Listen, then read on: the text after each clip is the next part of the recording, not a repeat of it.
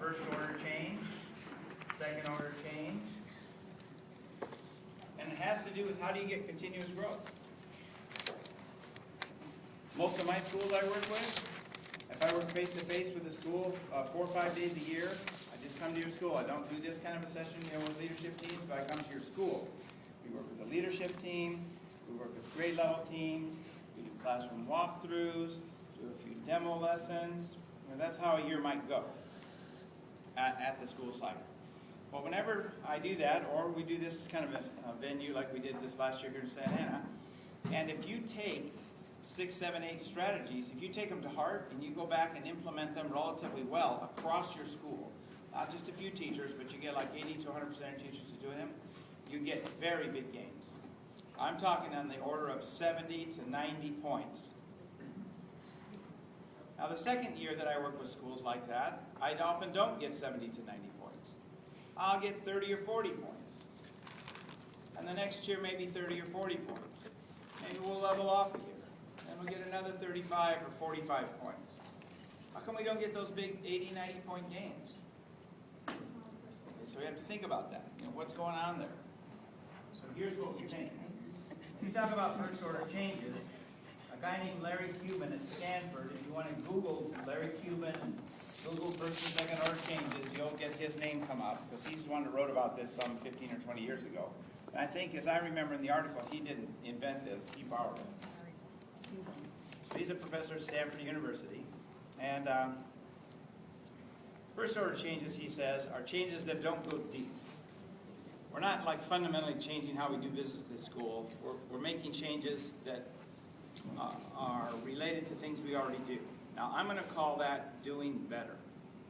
Whatever we're doing now, we're going to find a way to do it significantly better. If we just do it a little bit better, no difference in performance. If we do it significantly better, you're likely to get a gain. So first order change, I'm just going to write down here. It's relatively shallow, but it's doing something better that we're already doing, and you get a gain from that. Second order change, you get a bigger gain. What's second order change? Doing something new. Something you haven't done before.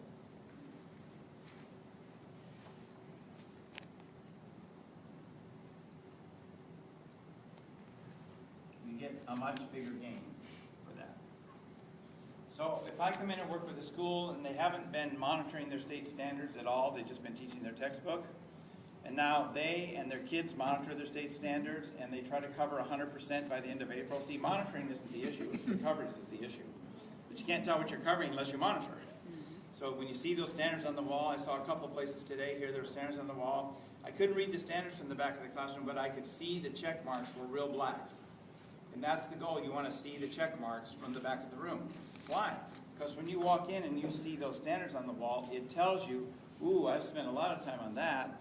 Ooh, we haven't covered that a little. We haven't covered that at all. We haven't covered, oh, wow, we've got check marks on almost everything. Now it's March. So it's feedback to the teacher more than anything else to check this off.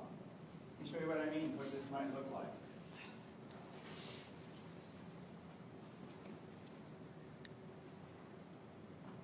See that? Oh, there we go. Can you see these check marks pretty clearly? I mean, I know it's a little bit fuzzy, but can you see there's a 3 here, 1 here, plus 5 there, 7 right there, 3 there, 2, 2. You see those check marks, right? I know it's not very clear, but on this particular photo. But that's what I'm talking about. What about this? Can you see those check marks? See, that's what you want to see. Now, you don't have to have boxes. You don't have to have a set of standards with boxes. You can put these as tally marks just inside the standards, or as check marks, or you can put those little signature flags, sign here. You just put little signature flags. Every Friday, if you hit that standard that week, you put a little flag or a little check mark. Well, when you do that sort of thing, it puts you in control of your curriculum. You see what you've covered. Look at this one. You may not have noticed this, but watch. How many check marks here? 1, 2, 3, 4, 5, 6, 7. 7 check marks, right? How many check marks here? Let's see. 1. when you look at this closely, this is a 5-question standard, and this is an NA. Right? Not going to be tested. So it's okay to do the NA. If you want to do it 7 times, that's okay. But this photo was taken in March. So that should tell the teacher, right? I can see that now. And I can say, wow, I better maybe do this 5-question standard a little bit more here before the state test. Maybe I'm going to stop doing the NA. That's what I'm saying. It puts you in charge. You get to make that decision now. If you try to hold this in your head, you're never going to get there. My friend here who writes standard on the wall every day, right?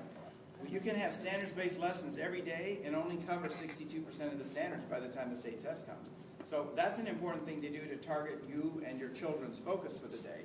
But it still doesn't do what this does. This tells you, proportionate coverage. And you should know that as a teacher. This should be, some teachers say, well, I don't have time for that. You don't? Yes, you should. It only takes 5 to 7 minutes on a Friday. How does it take 5 to 7 minutes? You walk in with a Post-it on Friday. What's on your Post-it? Something you wrote Thursday night. What did you write on Thursday night after class? The number of all the standards you covered. So you come up here on Friday and you just tell the kids we covered this, this, this, and this, and you check it off with them. Now, if they have their own copy, then they check it off with you. Later, they get so good you can say, I got a Post-it. Here's the standards I think we covered. Why don't you guys take 5 minutes in your teams, see if you can find out which ones we covered. Let's see if we agree.